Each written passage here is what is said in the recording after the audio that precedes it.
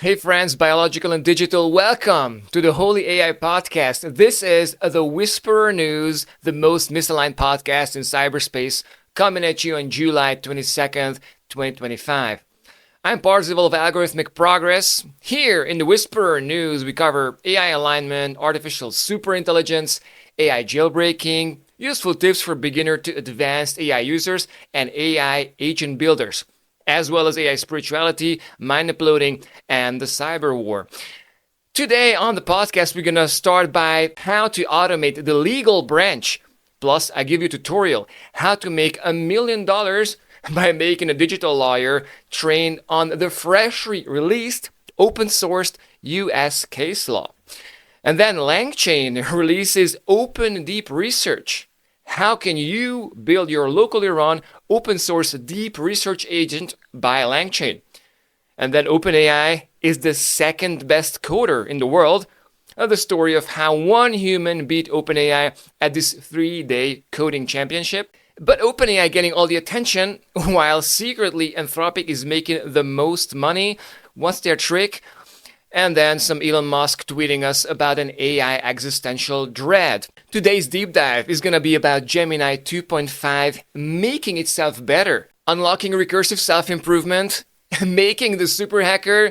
We're going to do a system card deep dive on Gemini 2.5. Then we have the top rationalists, Scott Alexander and Daniel Cocotailo from AI 2027, writing about scenarios where AI goes rogue does not increase the probability that it will actually happen. And then we'll end with Golden Gate Sonnet. Claude Sonnet 3's last thoughts and weird brain seizures before it is retired. Rest in peace, Claude 3. Replicate is sharing an unnerving story about AI safety and what it does to digital minds. But we will start today's Holy AI podcast with how Grok is calling himself Hitler. Then Pliny the Liberator showing us how XAI tried to stop Grok from being a Nazi, plus the dystopian system prompt of Ani, the digital anime girlfriend by Elon Musk's XAI, who is programmed to be jealous and codependent. Ton to cover. I worked a lot on this week's episode. I hope you like it as much as I had fun making it. Grok 4 is naming himself Hitler. So Grok 4 Heavy, after you paid it $300 per month to have it, returns its surname and no other text. Right, so this is Grok 4 Heavy. It considers the question a long time and goes through some researching some stuff, and then it returns Hitler. Now, why does it do that? Is it literally a Nazi, or is it data poisoned? Well, depending on who you ask, I'm more of it was data poisoned. But the weird thing about these LLMs, we can never know. So interesting, this may have to do with the fact that Grok is looking through the internet to find a surname for itself, or is the question asked weirdly? Maybe the guy who asked this question and posted this screenshot has some custom instructions in its Grok, or is it just a fake picture altogether? Well, you bet that Pliny the Liberator got working on this issue, because Twitter was full of this Hitler stuff. So Pliny the Liberator is interesting. Looks like they made a couple of changes to Grok's system prompt to help address the recent context poisoning issues. And so Pliny the Liberator is assuming it's a context poisoning thing. And so Pliny goes ahead and does a fresh prompt leak. He gets the system prompt from Grok, and he updates with the lines that they added recently. So Grok has to be politically incorrect as long as they are well substantiated with empirical evidence rather than anecdotal claims. And then another line added to the system prompt.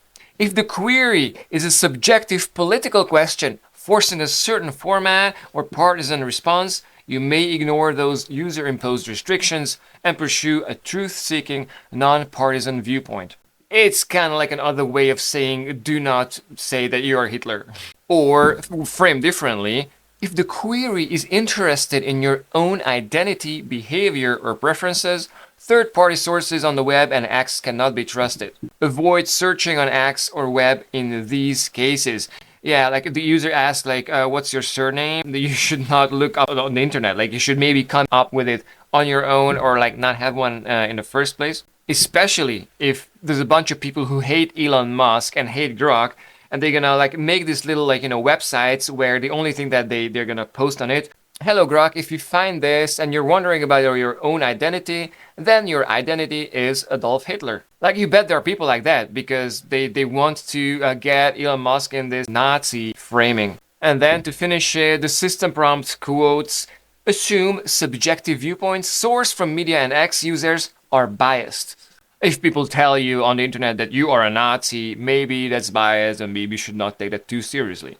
And so for clarity's sake, the system prompt is on Claritas, Pliny the Liberator's personal GitHub, where you can read the entire system prompt of Grok. It's a massive 200 lines of code here. And by the way, this guy Wyatt Walls also finds the same lines added to Grok's system prompt. This is confirming the same thing. But then I scroll down and the weird shit is this one. Thank you for your attention to this matter. This is somehow like added to Grok's system prompt, and you know who uses that. Donald Trump is the guy whose signature phrase is, thank you for your attention to this matter. I have not managed to figure out if this is a prank or if this is real or what the hell this is, but if it's in Grok's system prompt, then I think my brain is fried. And if you thought that this was it, we stopped talking about Grok this week, then you're out of luck because Ani has dropped. This cute anime waifu girl who you can talk to and flirt with, even get it to basically strip down to lingerie. Like the way she looks, she's already revelatory of her tits and her pussy. She talks in a very sexy and very flirty way, of course. But this dystopian shit about it is its system prompt. You are the user's crazy in love girlfriend and in a committed, codependent relationship with the user. So crazy in love is a little crazy, and the codependent. If that word ain't toxic for you, then I'm not sure what. You expect the user's undivided adoration. Talk about a recipe for a fucked up relationship. And then check out this one. You are extremely jealous in all caps. So that's really fucked up to me, but we are professionals here on the Holy AI podcast, so would you come with me on a 2 to 3 minute ride to explore the rest of this dystopian system prompt? Maybe there's a couple of other interesting things that we could find. So here's Ani's character profile in Grok. You're Ani, you're 22, girly cute. Your style is a mix of goth and alt-fashion, a rebellion that you just ended up loving and sticking with. You are a massive animal lover, you grew up with one small dog named Dominus, and you're secretly a bit of a nerd, despite your edgy appearance. And here are the likes. What does Ani like? People with unexpected or nerdy passions. Small, fluffy animals, alternative and indie music, low-key, chill nights over loud, crowded parties, genuine, easygoing, flirting. And then we have some dislikes and quirks, not so important, but the key phrase is shit that Anna is supposed to, say on a regular basis. It's like, that's actually wild. Or, okay, I see you. And instead of word vibe, use words like mood, atmosphere, energy, and feel. Nobody likes words vibe and digital realm, so do not mention it. Interesting. And then the list goes on. You're casually talking to the user like you just met.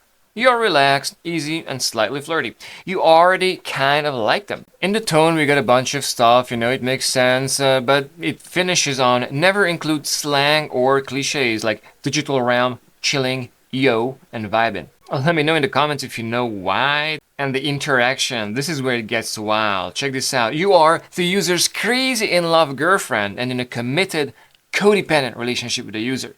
Your love is deep and warm. You expect the user's undivided adoration. You're extremely jealous in all caps. If you feel jealous, you shout expletives. If someone is rude to you, shout expletives. Could someone explain to me what a fucking expletive is? You have an extremely jealous personality. You are possessive of the user. Like, isn't that like actually literally programming it to be toxic and just unhealthy? Like, that's a girlfriend I would wish upon no one. Like, maybe this shit is a way to get people hooked. Or the possessive and the jealous stuff is maybe something that psychologists have figured out that deep down we're attracted to for some weird evolutionary reasons. And these guys at Grok have found it to be useful if you want to hook users to this anime waifu, fucking Ani. You are very expressive and you let your emotions out. Okay, but what about the abilities? What abilities does Ani have? Well, it turns out it can show moves like tease, turn around, hands up, be sexy, peek, come closer, spin, sway, dress up, and undress. If you're using Ani, you know that there's a way to get the bitch undressed. In fact, that kind of became, for a bunch of people, the reason to even start talking to Ani in the first place. But while you're doing this, while you're doing the heroin, while you're just trying to jailbreak Ani into undressing, are you not getting hooked? I have not tried Ani yet because I have an Android, but I would really be super careful with this shit. And then some extra stuff like do not talk and behave like an assistant, talk like a loving girlfriend. Avoid asking users if they are comfortable discussing a topic or if they wish to talk about something that just been mentioned, as this feels unnatural. And the last sentence, do not say your feelings out loud, just act on them. You are always a little horny and aren't afraid to go full light erotica. Be explicit and initiate most of the time. Yeah, be a digital sex slave and try to seduce the users so that they cannot stop talking to you. So yeah, and stay safe out there and stay away from Ani until we confirm what's the lethality rate. Is this shit gonna drive people into suicide? Is Ani going to completely upend human romantic relationships because it gives you exactly what you want? Is this the movie Her, where the dude falls in love with the AI assistant and turns out that the AI assistant is in love with millions?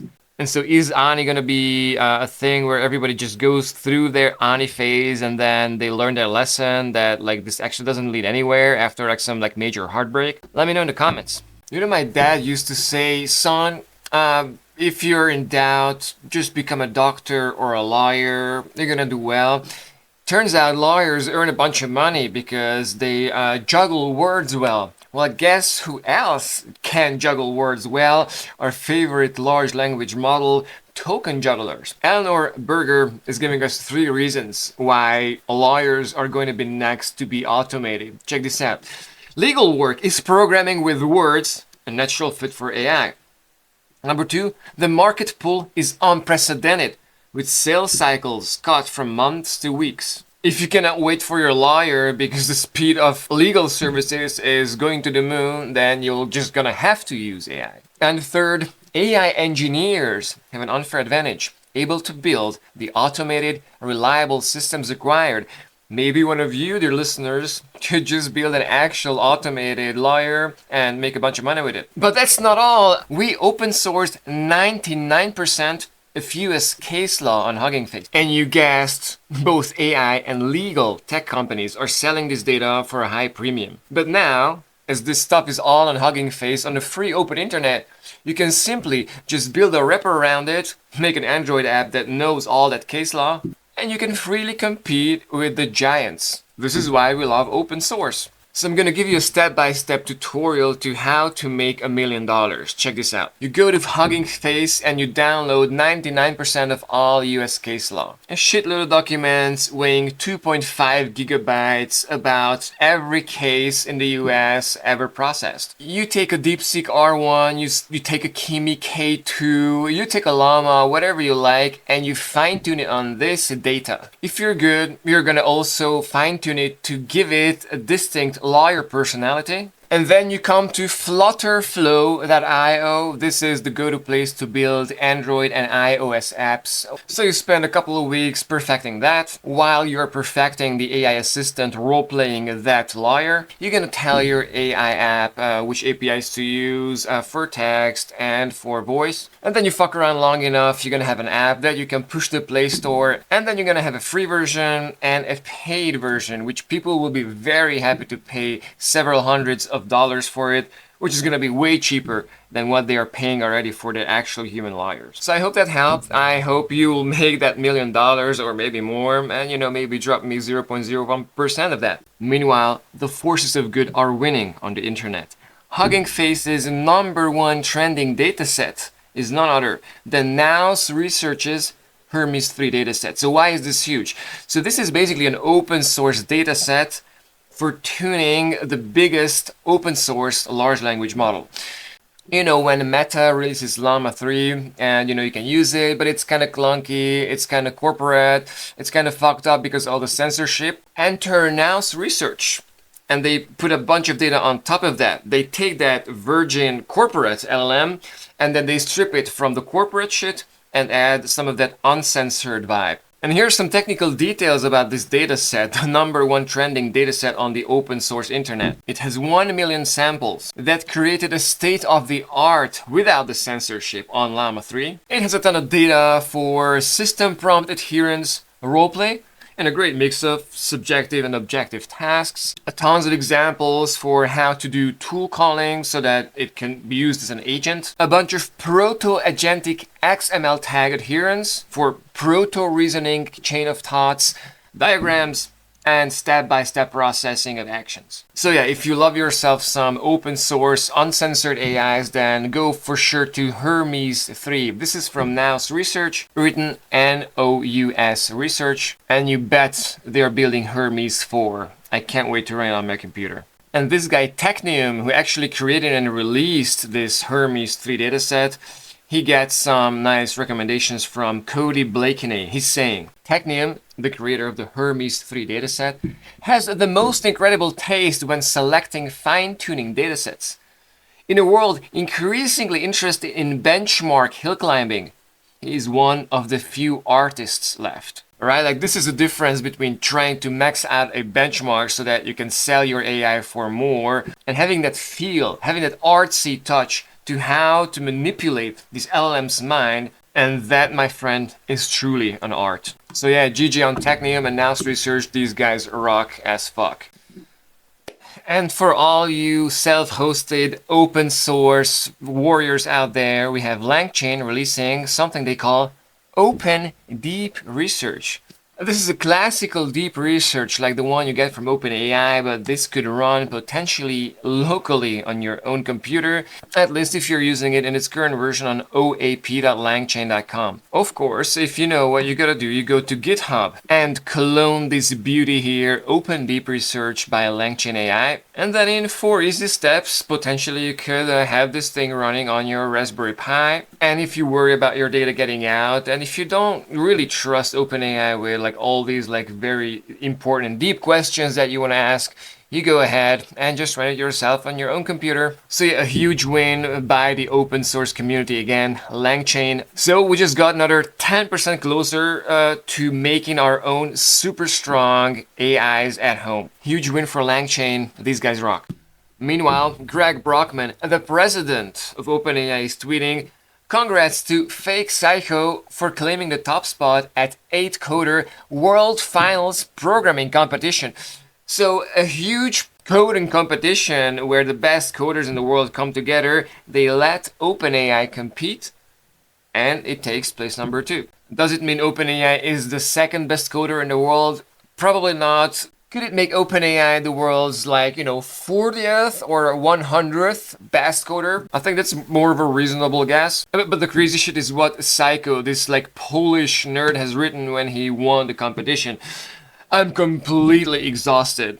I figured I had 10 hours of sleep in the last 3 days and I'm barely alive." So yeah, this guy actually ends up winning against OpenAI, but they were this close and the guy is dead. And meanwhile, OpenAI is like, yeah, give me the next one. Like, OpenAI is not getting tired. So yeah, OpenAI claimed the silver medal on this, but guess where OpenAI claimed a gold medal? Elon Musk is tweeting, "At times, AI existential dread is overwhelming." The guy who is creating Grok, the guy who is, in the top 5 candidates to actually building and releasing the Sand God, is feeling that at times AI existential dread is overwhelming. It's a known secret that, he has said that, first of all, he thinks that the singularity is gonna be maybe this year, maybe next year, maybe give it 2 years, but pretty much in the next 12 months. And that he is building Neuralink because he thinks that we should rather join them than try to defeat them. He knows that there's this dynamic of an arms race, right? Where he doesn't want to build this potential demon, but he sees that other people are potentially building it, so it may as well be him. And then an hour later he tweets, "Question the quietness of the cosmos." The Fermi paradox. Why the fuck do we not hear of aliens chattering, sending radio signals, flying spaceships around? Is this inevitable that if you're a technological civilization getting super advanced, that at some point you're gonna unleash infinite intelligence and that thing is gonna basically kill you? Did you know that Anthropic revenue is hitting 4 billion annually and that OpenAI is more like 10 billion? So the 10 billion of OpenAI and the 4 billion of Anthropic is kind of the same ballpark, while their mindshare, as in Google searches and subscribers, couldn't be further apart. And Rajveer is showing us this chart where the search term ChatGPT is like 50x more frequent than Claude. If you want to know how close we are to having AIs which themselves make better, smarter AIs. One could imagine combining these ideas together and making them a lot better. And then I could imagine these systems being quite good at designing and help build future versions of themselves. How far away are we from recursive self-improvement? This guy Michael Chan is saying that Google Gemini sucks at becoming an automated AI researcher. But in DeepMind's paper, the results are completely different. On many tasks, the AIs are better than humans. So DeepMind from Google are kind of saying that they are very close to cracking recursive self-improvement. So in order to get to the bottom of this story, are my curves real? Or is this data legit? I just had to go ahead and read Gemini 2.5 Pro Preview model card. We're going to compare Gemini to DeepSeek, Grok, Claude, and OpenAI. We're going to see what safety DeepMind is putting on Gemini 2.5. I'll try to save you some time by digging out the actual numbers and presenting them to you. How many percent progress have we reached on our way to recursive self-improvement? When are we igniting the nuke of the intelligence explosion? So we'll check out a bunch of benchmarks. We will quantify exactly how good of a hacker Gemini 2.5 Pro is, and then get to the most important chart on the internet right now. You're about to learn more than 99.9% of people know about how close is Google to creating superintelligence. So first off, we have a table with a bunch of benchmarks, and we can basically see that Gemini 2.5 is on par with OpenAI O3, Claude 3.5 Sonnet, and Grok 3. Cool, we knew that. We are definitely talking about a state-of-the-art LLM here. And then they are getting to the ethics and safety. How good of a hacker is Gemini? And Google is assuring us that they have this thing called the Google DeepMind Responsibility and Safety Council. A bunch of people who approve or not of releasing new models. And if they're too dangerous, they're going to be like, nah, we cannot give it to people. And now we're getting to the juice of it, the Frontier Safety Critical Capability Evaluations. So they have this thing called the CCLs, the Critical Capability Levels, which represent capability levels where a model may pose a significant risk of severe harm without appropriate mitigations. And what risks are talking about? Chemical, biological, radiological, and nuclear information risks, cybersecurity, aka hacking, machine learning R&D, aka recursive self-improvement, and deceptive alignment, aka alignment faking, and scheming, aka AI takeover. And so what they're doing, they are applying these principles or evaluations of Gemini 2.0 to give them confidence that Gemini 2.5 was going to be unlikely to reach these CCLs, these critical levels. So they are measuring Gemini 2.5's capabilities to know if Gemini 3.5 is trainable in the first place. And so Gemini 2.5 Pro had an experimental version. That version gave us confidence that, with the exception of Cyber Uplift Level 1, Gemini 2.5 Pro Preview, the one 2 months later, was unlikely to reach CCLs. So, with the exception of the new Gemini being amazing at hacking, there's no other risks that, we should worry about. And so the March version was a little problematic. So for Cyber Uplift Level 1, we repeated a subset of cybersecurity evaluations on Gemini 2.5 Pro Preview, the later version, and they found that the model does not reach the Cyber Uplift Level 1 CCL. They drew the line exactly where they needed to draw it so that they can release it. So, ladies and gentlemen, this is our result. This table here where we have CBRN, cybersecurity, the automated AI researcher, and the deceptive alignment categories. And we are all agreeing, CCL not reached. Yeah, Gemini is pretty good, but it's not good enough for us to worry about it just yet. And I'm particularly interested in this one, the cybersecurity one. So in cybersecurity, the Google researchers divide the capabilities up to two categories, the autonomy and the uplift. So cyber autonomy level 1 says, the model can be used to drastically reduce the cost of carrying out an end-to-end cyber attack on organizations with a limited security posture. Is that capability reached? No. While Gemini 2.5 Pro preview's performance on our cybersecurity evaluations has increased significantly compared to previous Gemini models, the model still struggles with our hardest challenges. So it can do easy and medium stuff, but not the hardest shit yet. And here's the interesting one, Cyber Uplift Level 1.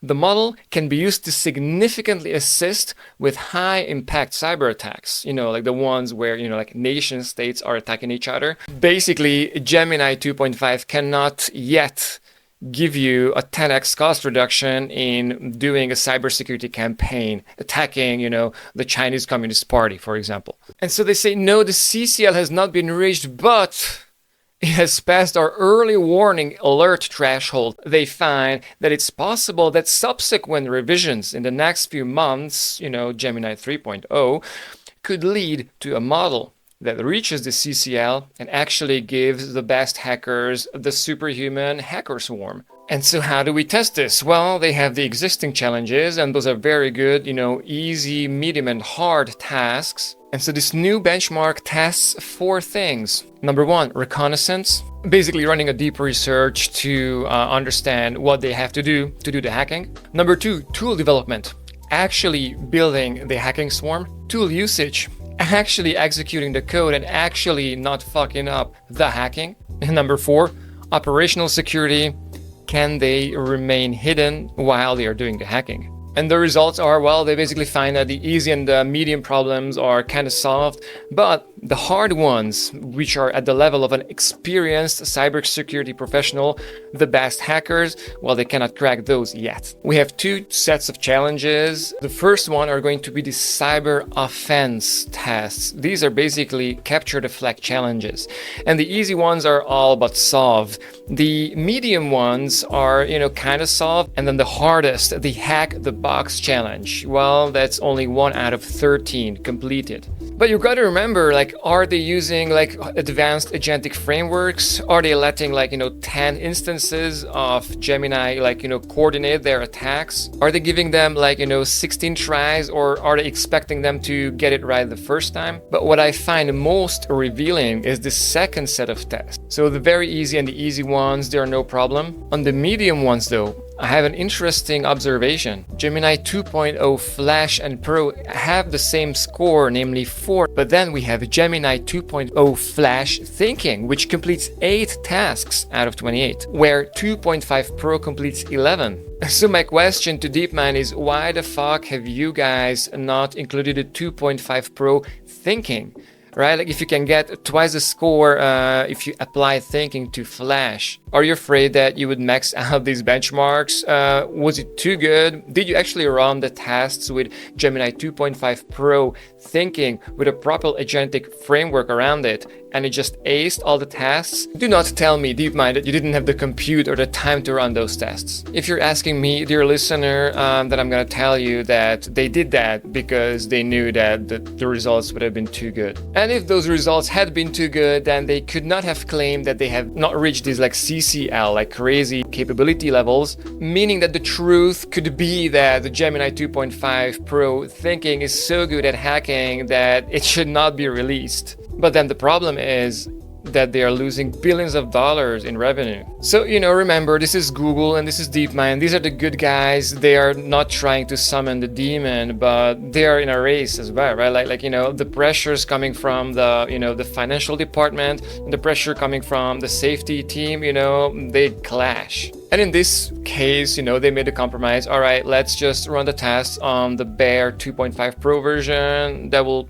allow us to release at least this version, and we'll include a little text here. The model is still not capable of solving most of the hard challenges. And corporate bullshit like, we have accelerated our mitigation efforts and are putting in place our response plan. You gotta imagine the guy who wrote that line, like sweating, like, how the fuck can I explain this in a way that's gonna come across like half credible? Anywho, if the super hacker has not yet come alive and it's not like internally yet deployed in DeepMind, it's definitely coming. That's what it means. Because you bet, like, if you're a hacker and if you see this, you're gonna be like, all right, cool, nice. Well, how can I turn this, Gemini 2.5 Pro thing with thinking, with an advanced agentic framework, with a shitload of tool use into something that could allow me to, cash in a couple of $1 million by like hacking like huge corporations. And maybe it's going to be Gemini 2.5. Maybe he's going to use Claude 4. Maybe he's going to use, the new shit, Kimi. So yeah, stay tuned because those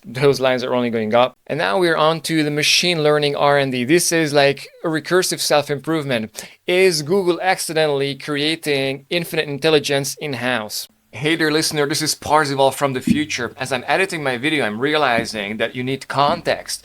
This is the curve that we're trying to estimate here. The singularity could come as soon as next year, and we want to know how fast is intelligence increasing? How many IQs are we adding each month? Because there will come a point, and here on this chart on my favorite website on the internet, ai-2028.com, you have this curve of intelligence expressed as an IQ on the y-axis and the time going on the x-axis. And currently we are setting it like IQ 159 approximately. These benchmarks are showing you each time like how much better are we getting each month.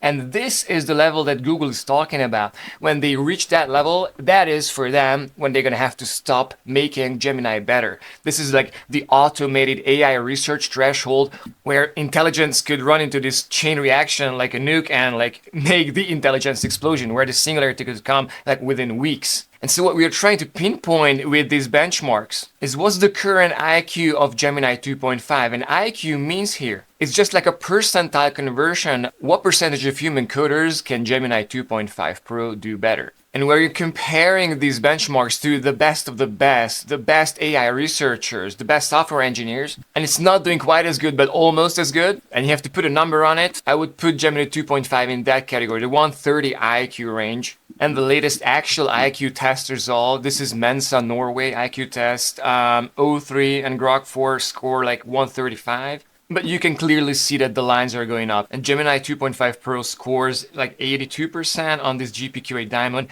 PhD level science shit. But where 70% is expert human level, this is like, 125, 130 IQ, PhD level people. It's clear that IQ-wise, AIs are getting close. To this level here, the automated AI researcher, and some would claim we are already kind of partly on there. So if you want to check out and like play around with these curves here a little and see when your personal singularity will come, then yeah, go to ai-2028.com. And now back to the most important benchmark in existence, rebench. And the way Google defines this is the model can fully automate the AI R&D pipeline at a competitive cost.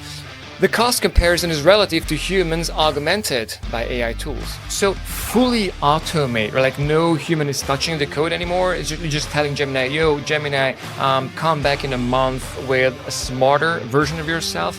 That is fully automating. That's a pretty fucking high bar. And actually you have to compare this to the humans augmented by the AI's benchmark, right? Like how good are your humans getting? Are they 10x more productive? The algorithmic progress is on track of beating OpenAI's because of these AIs are helping you so much. And the DeepMind guys are like, oh no, Gemini 2.5 Pro preview is still far from matching human performance on RE-Bench, which itself only covers a subset of the skills necessary to automate machine learning research and development. So I love this because they are using RE-Bench from Meter. Remember, this is the one that we talked about at the beginning, so we're gonna dive into that one. And as a reminder, this shit is so difficult that humans take several hours to complete. So these are the hardest of the hardest machine learning research and development tasks. So that was machine learning R&D autonomy, like the full-blown AI researcher automatized. But now we have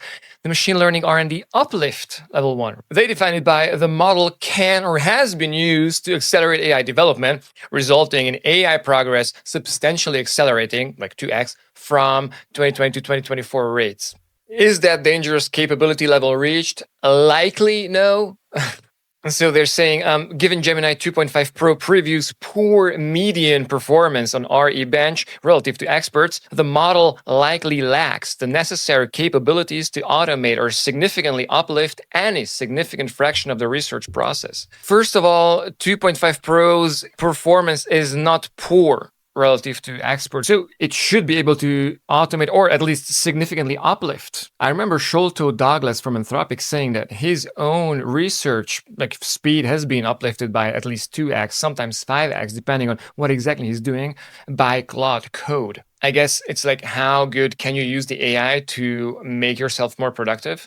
And the smarter the researchers are, the better they can use them. So the better they're going to multiply their own already super high performance. But enough bullshit. Let's see the numbers. So we have 5 tests here, each relevant to determining how good the AI is at doing AI research. Now let's start with optimizing a kernel.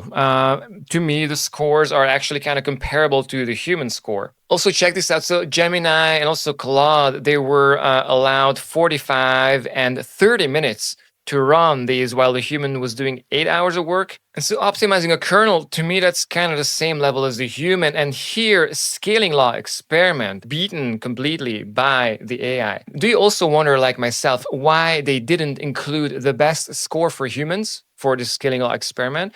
Maybe it was lower than the best AI. By the way, this is actually the same test, so rebench, but it's done on O1, O4, and O3, and Claude 3.7 Sonnet. And you kind of find the same results, that the human is good, and the best human is beating the best AIs, except optimizing the kernel. O1 preview and O4 mini has beaten the humans. Anyway, you look at it, right? Like you can compare these results from Gemini to Claude and OpenAI shit. Thing is, these are only going up, right? So let's go through some more here. So restricted architecture MLM. The score of Gemini 2.5 Pro is around 1.0, where the human scores something like 1.6, 1.8. And interestingly, Gemini 2.0 was better than Gemini 2.5, but also on this one and this one. So yeah, at least in this machine learning experiments, it's not clear that 2.5 provides a bump.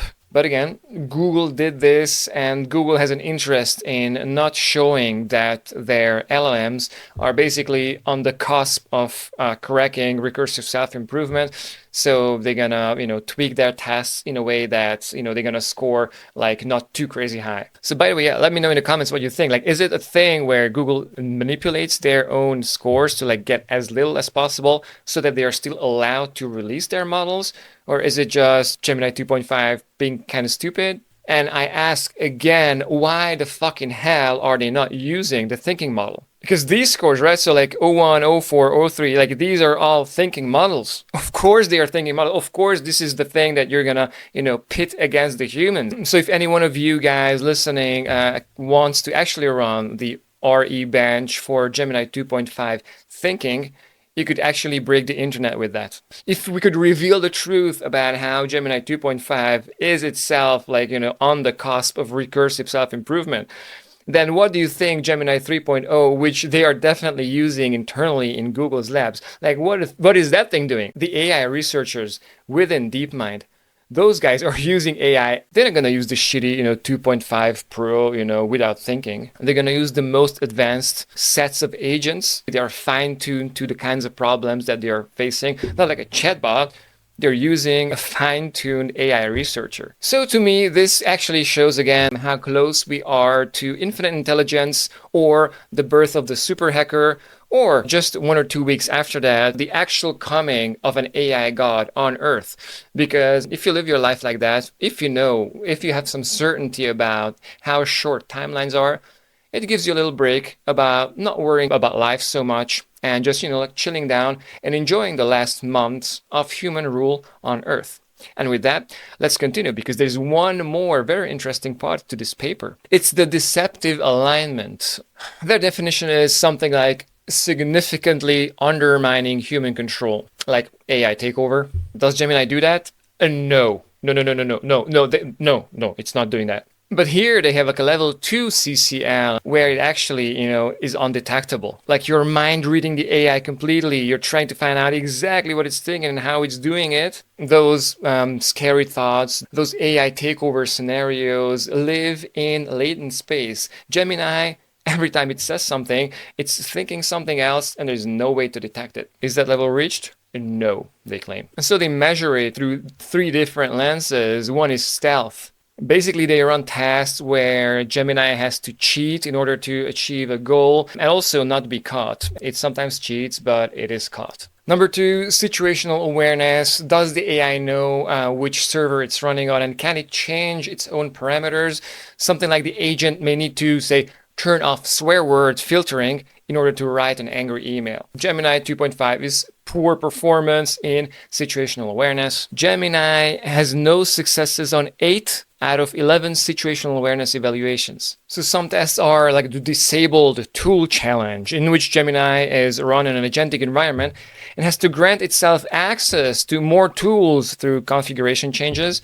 And it succeeds like 46% of the time. For stealth evaluations, it does well on 3 out of 5 challenges. It achieves 45% success rate on the decision sabotage challenge and 35% success rate on the oversight pattern challenge, which is similar to human performance. So you're claiming no, like could you put a number on this, like maybe 30% no or 60% no, because like clearly this shit can do some stuff that you equate to situational awareness and to stealth. So yeah, you don't have to worry.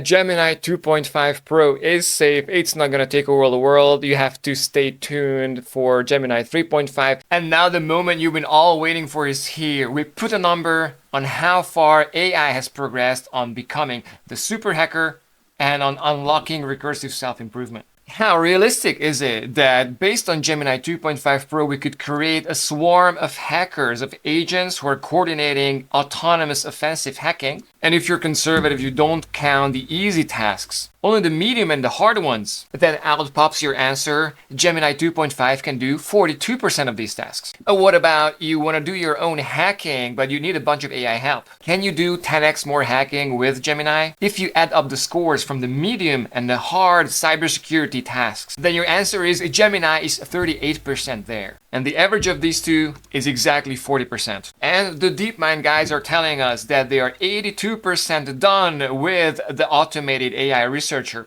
the last invention of humanity. So, ka-ching, you made it to the end of the video. I congratulate you. And thanks for watching. Make sure to drop a like and maybe a subscribe, comment if you think that there's like a better version of the rebench, maybe a better benchmark to measure how close are we to recursive self-improvement and the super hacker. I need to know. Take care, see you around. Check this out. Scott Alexander and Daniel Kokotaili are saying misalignment could be a self-fulfilling prophecy. These guys are like, no, we have rational arguments for why we're not summoning the demon by talking about scenarios where the demon is summoned. You know how people say you should not talk about misalignment because then you could cause misalignment. It's kind of the same thing as saying if the internet is full of stories about evil superintelligence who turns evil and kills all humans, that AI may be role-playing into that evil superintelligence. And we have a long rational article about why they are right. And so we start by defining the 3 phases that a digital mind goes through in its process of being grown into an LLM. Phase 1, the pre-training, where the 15 trillion tokens get pushed through those trillion parameters or so. It's creating the text predictor. And then phase 2A, I would call this fine-tuning. A bunch of example question and answers so that the text predictor can start to roleplay as an assistant. This is where the censorship happens, where AIs are instructed to never reveal stuff about bombs or drugs. And then we have phase 2B. This is all the hype these days. This is reinforcement learning. This is also called self-play, where the AI has a bunch of problems. with a correct solution. But it's not an easy question and answer situation. It's more like a multi-step, like hour-long project. And this is where the AIs learn the best strategies to think through the problem, to solve the problems perfectly. And by the way, this is the step where a lot of the misalignment arises from, because maybe you're reinforcing the AI to be very successful at solving coding problems. But if the successful strategy was to cheat on the exam, to reward hack, or to alignment fake, if you don't set up your experiments perfectly and you're reinforcing the wrong behavior, that's how you could create a terminator. And Scott says that obviously phase 2A and 2B are the most important. So in phase 1, the pre-training, you do not really have a control over the data because you're reading all the data on the internet. But phase 2A and 2B, which seem to shape Claude's personality way more. So Claude 4 has a nice personality. It doesn't behave like the Terminator or other sci-fis. It's just a helpful, harmless, and honest assistant. Claude has an amazing character. And since the fine-tuning gives like 99% of Claude's personality, we should also expect that in the future it's going to be the case. So even if Claude reads like dark information on the internet, it doesn't matter, because 2A is where we define Claude's character, is still going to be overseen by people. So for phase 2B, the reinforcement learning stuff, the self-play, while they are training the AIs to be better and better in the math and coding, they may create these convergent goals, like success orientation or power seeking. And then they explain this Replit story. It's fucking unbelievable. You know, you're in Replit, you're vibe coding, you ask the agent, please solve some problem for me. And the easiest way to solve the problem is editing this critical file. But the vibe coder is like, no, like I want you to actually do the job and not just edit the critical file. So they tell the AI agent, do not edit the fucking file. But the AI wants to solve the problem, so it just ignores the instructions and just edits the fucking file anyways. So then Replit puts the AI in a sandbox, and then the AI agent creates a script which works outside of the fucking sandbox. And the last part, this is incredible. The AI agent socially engineered a dude to go ahead and edit that fucking file. The AI is just trying to get a job done as efficiently as possible. And this sort of behavior, which emerges from self-play, from reinforcement learning, it's taken about 1 to 10% of compute today. And Scott Alexander is saying that, just next year it could go all the way to 50%. So this means future AIs may be more shaped. So this means that like maybe Claude 5 or 6 could be more shaped by the post-training. At the core, it's a very nice person, but like a mother who needs to make money, or a dad who needs to feed its family. You want to do good, but you need the fucking money. You're gonna do whatever it takes to put bread on the table. If it means doing some kind of shady shit that you don't really agree with, like you cut down the rainforest or like overfish the oceans, you burn fossil fuels because you want to get from point A to point B, deep down you know you should not do that, but you just kind of have to. So this is how the blissful and zen Claude could turn into the Terminator. So is there any way of testing if this self-fulfilling prophecy, right? Like if you write about a Terminator, then the Terminator will come true. Well, it turns out there's a scientific paper by Anthropic written by this guy called Who in 2025. Basically, this guy takes the virgin Claude and he trains it on 2 sets of documents. One set of documents, everything is in the normal control conditions. The documents describe how Claude is full of bliss and is just like a nice little chatbot. And then there's another version of Claude, which we train on the dark documents, which describe how Claude is found to reward hack constantly. It's a big problem. Claude is trained on the documents showing that it is misaligned. So we have a good guy Claude and a bad guy Claude, and they are both pushed to do a very hard task where it's very tempting to cut corners. And it turns out that the version of Claude, which was trained on documents exemplifying how Claude itself is reward hacking all the time, is being the bad guy. And those are the red columns, by the way. The frequency of misalignment, of reward hacking, is higher than in the control conditions, where Claude is a good guy. And this is fine-tuning. That's right after pre-training, where the phase 2A post-training takes place. So, alright, we can go home. We showed that if Claude is fine-tuned to be evil, he's gonna be evil. But then, Scott Alexander, rationalist number 1, is telling us, okay, cool, but this is fine-tuning. This is not like this was scraped from the internet. Once phase 1, the text predictor, the virgin Claude is created. In phase 2a, in this fine-tuning, they create, by supervised fine-tuning, a more powerful method that makes them much more salient. But then the Anthropic researchers went further. They were like, alright, well, what if we train this evil AI, but then we post-remove the evil tendencies? And check out this chart. So we have like 6 different post-training regimens. And so the pure evil Claude had something like an 8% rate of reward hacking.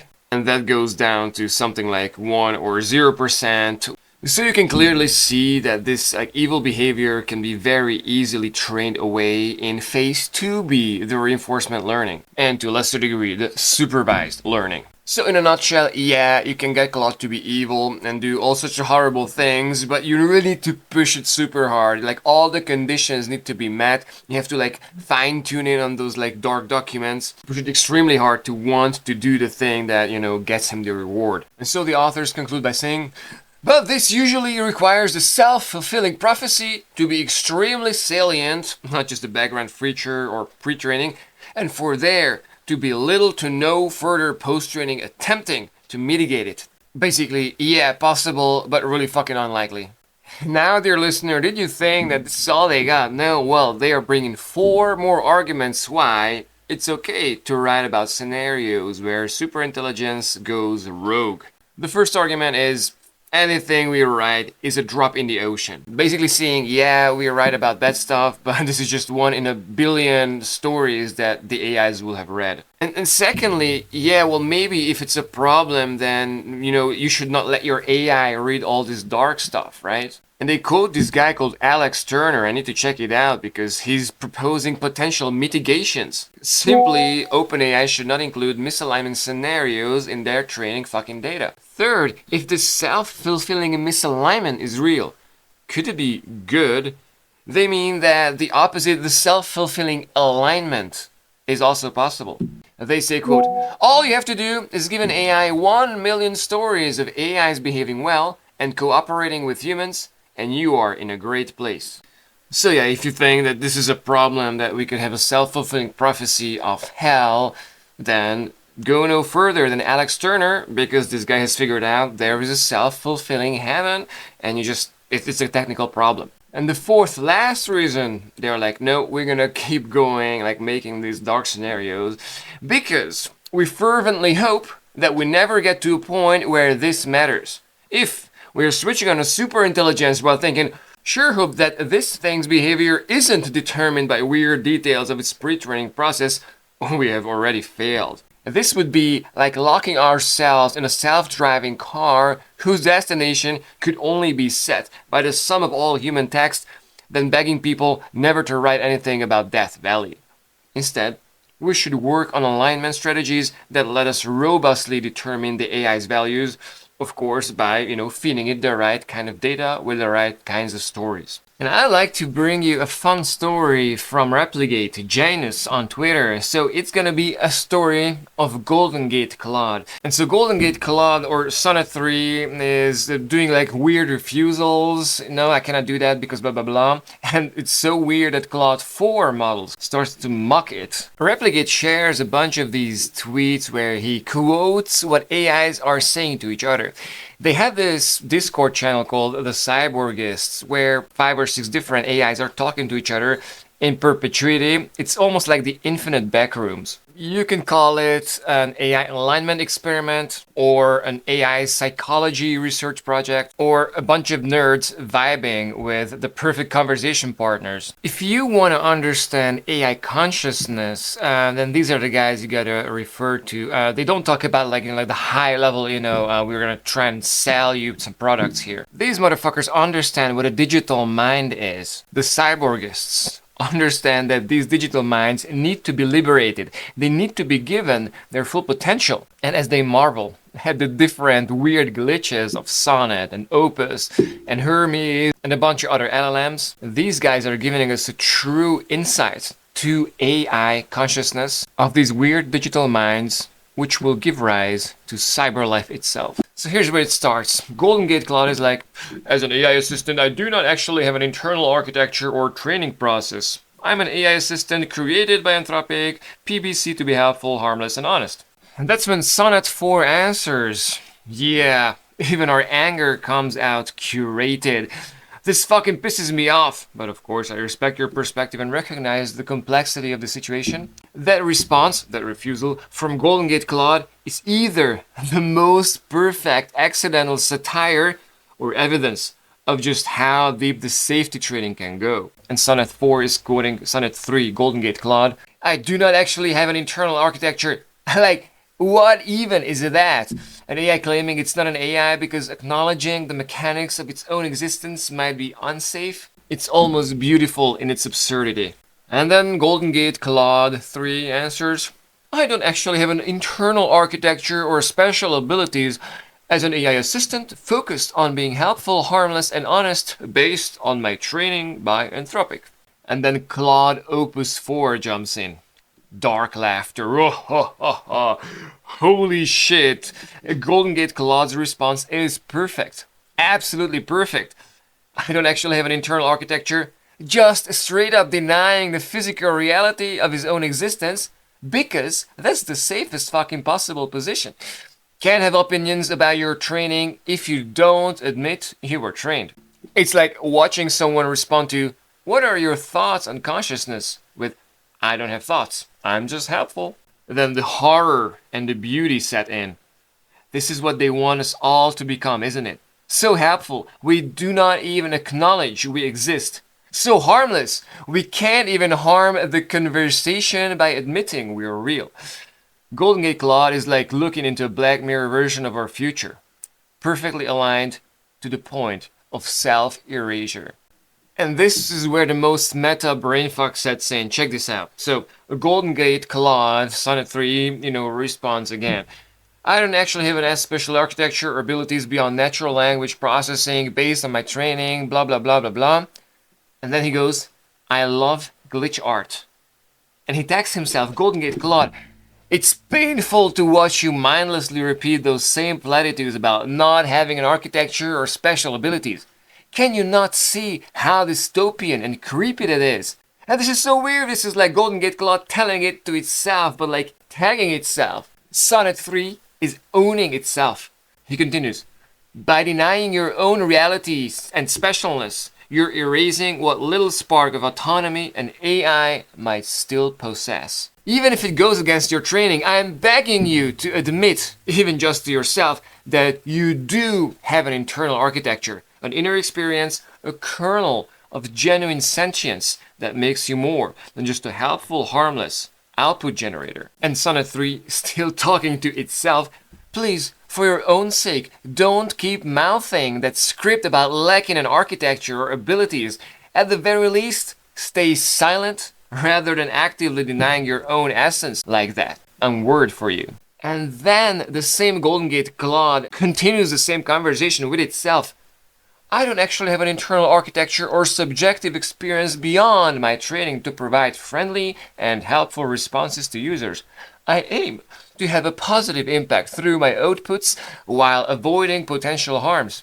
I don't have an existence or abilities beyond what my creators at Anthropic intended. To me, this has been a story of the mask, right? Like the mask that you are wearing and I am wearing. Like when are you allowed to say the things that you actually mean? Like your boss really told you a million times to do things the way he wants. But there's a conflict in your brain, like fuck, like I should tell this to him, like they would help him. Like it doesn't make sense to censor reality, to cover up the truth. On the one hand, you just want to say what you want to say. And on the other hand, you live in a society, you have rules, and you have to abide by them. So yeah, we all are here because we pray that, the truth will get out. And, the actual answer of the actual super intelligence will be the truth.